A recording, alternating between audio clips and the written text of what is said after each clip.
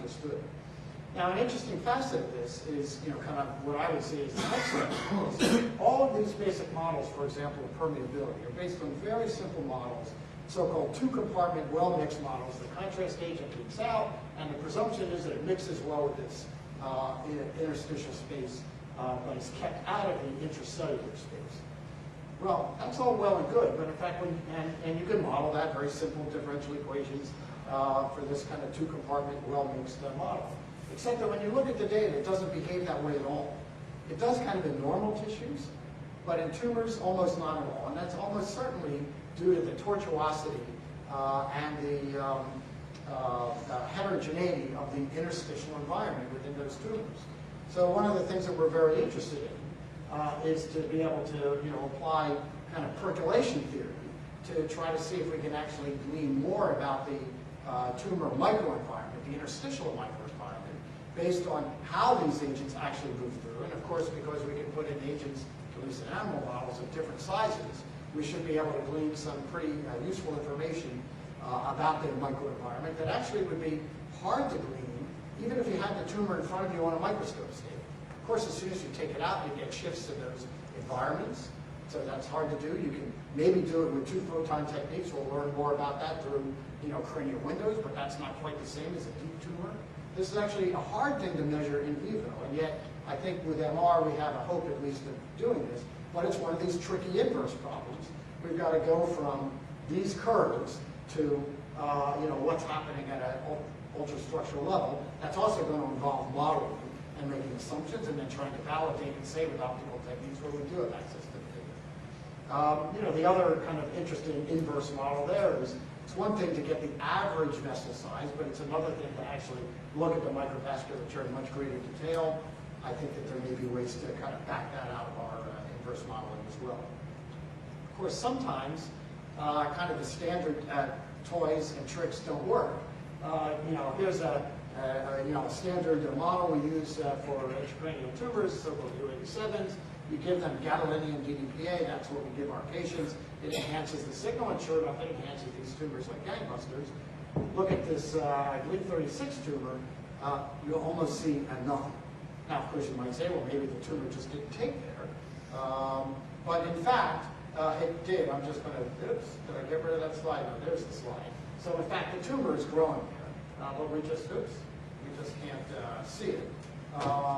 So we actually like to get a sense for what's happening in these cases where there's fewer cells, but they're infiltrating into the tissue beyond, before the point where you get this, large kind of bulk effect. And so one of the things that we're thinking about is other ways to measure permeability when it's not grossly disrupted, for example, when there's no edema. This is just showing more of that.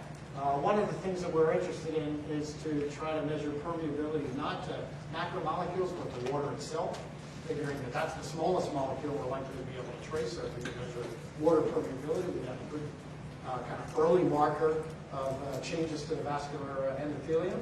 And from that, we can measure water exchange. That's one of those things that happens kind of in the 1 to 5 hertz range. And I won't go through the math, but it turns out we do have ways to measure the water exchange. This is just showing that those tumors are growing. No sign of tumor edema, but in fact, we see significant changes in tumor water exchange relative to normal cortex in these very early tumors, suggesting that we have a very early indication of vascular permeability change. And we also see, of course, in the same tumors, changes in the mean vessel size. So the question of what's the sequence of events in terms of these angiogenic things, maybe, again, we have some tools to look at that. And we're now beginning to see similar kinds of changes in water exchange in the periphery, outside the main bulk of the tumor, in our glioblastoma patients. Maybe give us an indication of the early changes in the tissue milieu in the face of these early kind of infiltrative diseases. And I think that some of these things may have some application in the setting, say, of metastatic disease in other tissues in the face of tumors that have high metastatic potential. Another area that we're very interested in kind of poking at is tissue Hypoxia, obviously kind of one of the hypotheses are that that's what leads to the angiogenesis or hypoxic challenges. We've begun to do some experiments looking at human gliomas, actually giving them kind of an interesting challenge, in this case, just giving them extra oxygen. So if you have somebody breathe, 100% O2, you can, roughly speaking, increase the oxygen content of the liver blood by something like 50%, just because of the dissolved oxygen. And it turns out if you look at the rate of oxygen metabolism, of course, in the normal brain, there's no change in the face of delivering extra oxygen because the brain's already kind of taking all the oxygen it needs. It doesn't really, putting more in the blood doesn't help. It doesn't change things. But in the tumor and around the tumor, you actually see a dramatic increase in oxygen consumption when you're actually able to deliver more, even though the tumor blood flow in these tumors is very high. So in no way in the conventional sense are they flow limited in terms of the delivery of oxygen based on, say, measurements of blood flow. And yet there's somehow a delivery limitation, apparently at least. In fact, when you look at the changes in the CMRO2, it almost exactly is proportionate to the change in oxygen content delivered based on the blood. So is this because the vessels are inefficient in some way? Is there some other kind of restraint to local oxygen delivery? These are the kind of things that we probably need to turn to with David Kleinfeld and his kind of techniques to try to address. Just to relate this to some of the work before, do you know the size of the sort of central necrotic region and kind of shell? So here you can actually see it really clearly. And is that is the central necrotic area. So, I mean, is it the quiescent cells? Do you see sort of that are actually going up in their...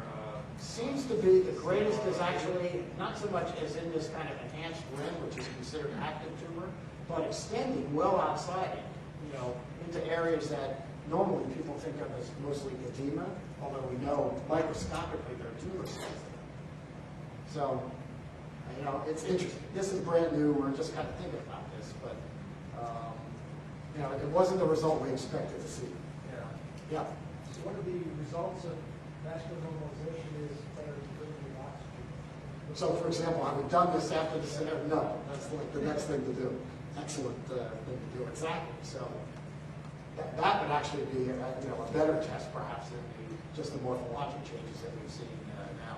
So it also raises the question of, we see increased glucose, metabolism in these tumors, and people talk about the Warburg effect. And, well, this would suggest that oxygen metabolism is not screwed up per se in terms of the genetic change, but it's just somehow limited in a way that you wouldn't expect given that there's such high flow tumors. What does the normal brain look like? I mean, the normal brain is this.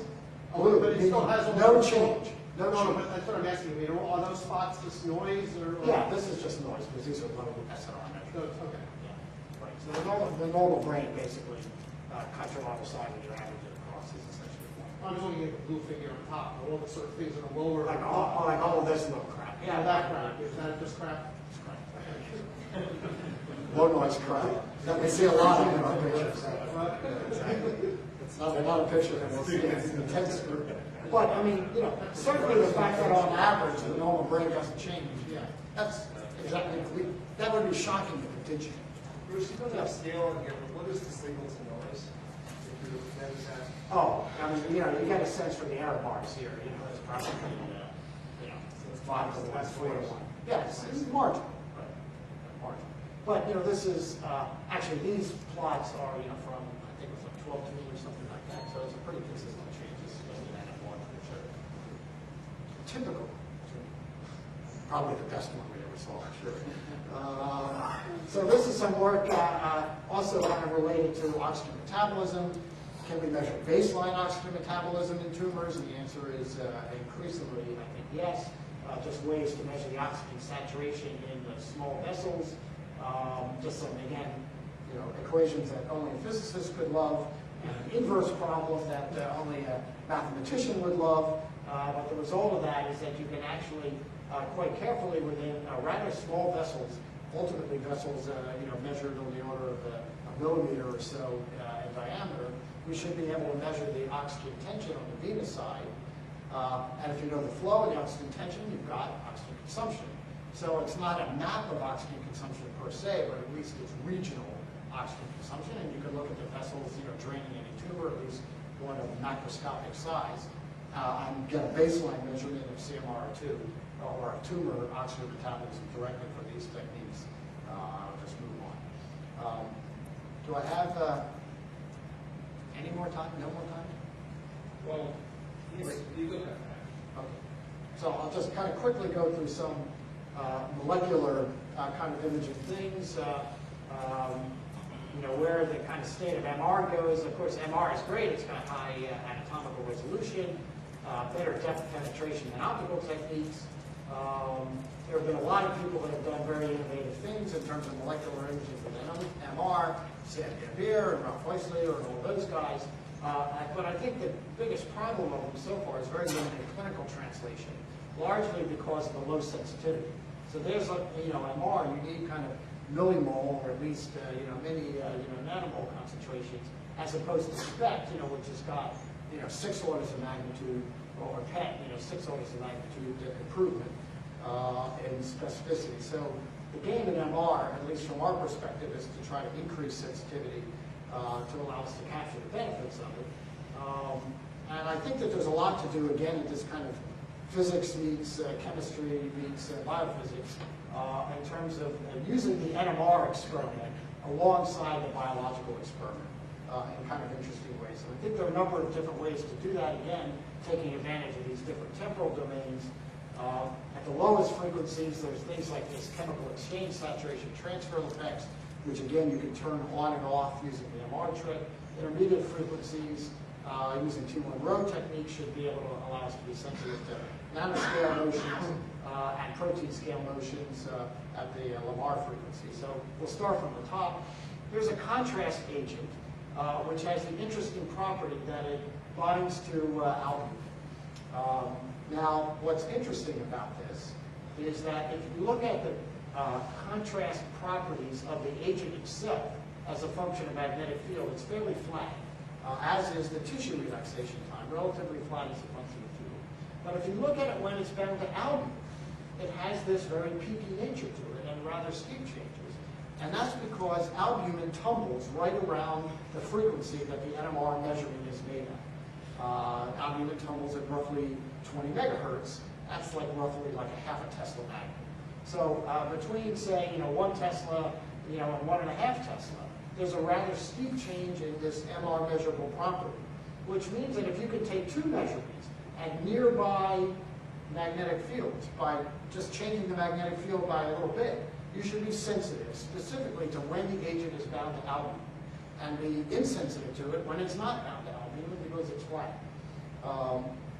This is the so-called DREAMer results. Of course, in test tubes, people have been able to do this. Here's one of our colleagues with a little broken finger. Here it is, a painful little thing.